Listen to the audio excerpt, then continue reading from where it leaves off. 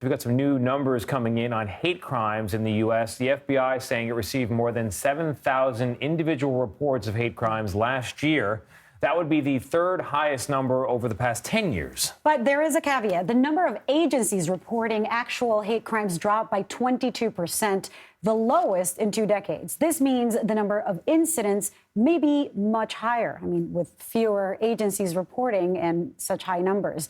This is the latest report. Federal officials say most victims were targeted because of the offender's bias against race or ethnicity. More than 15% were targeted because of bias against sexual orientation, and more than 13% due to religious bias. If you look at all the hate crimes reported, nearly half were classified as intimidation, more than 35% simple assault, and about 20% aggravated assault. There are also 13 rapes and 9 murders reported among the hate crimes in this latest FBI data. Joining us now is CBS News Homeland Security and Justice reporter Nicole Sganga. Nicole, thank you for being with us.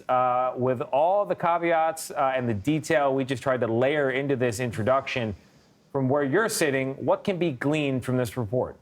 Tony, good to be with you. And yeah, the FBI's latest hate crime report is in, but it comes with a catch. We're not seeing the complete picture this year, and hate crimes, we should point out, are already underreported nationwide. Senior law enforcement officials have been telling us that for years. Here's what we do know about the latest statistics from 2021. About 2 in every 3 reported hate crimes nationwide were tied to an individual's race or ethnicity. That is consistent with what we've seen in years past. I want you to take a listen to what a senior FBI official told me just moments ago. 29% is anti-Black and African-American. 21%, the next largest, is an anti-white bias, and then 10% anti-Hispanic and Latino bias. We continue to see that the largest bias group is the anti-Jewish bias, which is about 32% of all religious hate crimes involve anti-Jewish bias, and 21% involve anti-Sikh bias.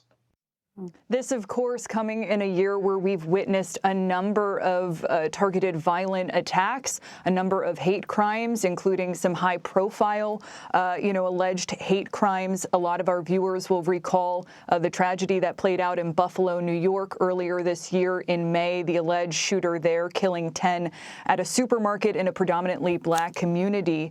We should note that, agencies that did report, obviously there were less than usual, but of those agencies that did report, the FBI is saying, by and large here, the number of hate crimes did tick up across the board. Wow. And you have to wonder, moving forward with so much, hateful rhetoric around politics, what that'll do. But I'm curious about one thing, Nicole. Even though the number of hate crimes reported in 2021 was the 3rd highest in a decade, we know that the number of incidents is likely much higher because of underreporting. Where does that underreporting come from? What's going on? Why are there 22% fewer agencies doing so? Yeah, Lilia, this is the key question. Nearly 12,000 law enforcement agencies nationwide did report, but that's still more than 4,000 under, the agencies that reported last year. And considering we have 18,000 law enforcement agencies nationwide, not a particularly impressive number of agencies reporting. The FBI says that the data itself represents about 65% of the U.S. population. Compare that to last year, where we covered 93%. So why is this all happening? Why are we not seeing the complete picture? Well, the FBI and the Department of Justice's Bureau of Justice Statistics have recently transitioned to a more detailed and comprehensive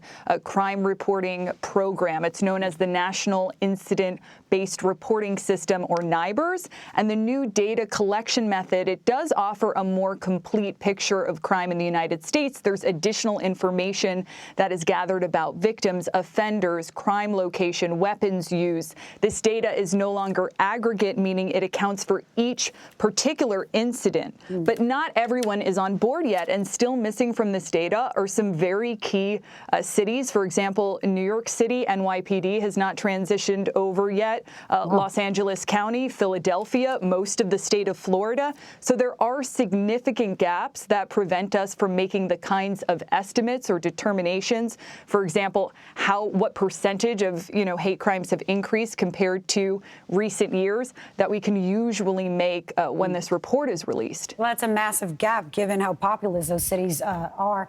Nicole Sganga and, of course, the state of Florida. Thank you so much for this. Thank you.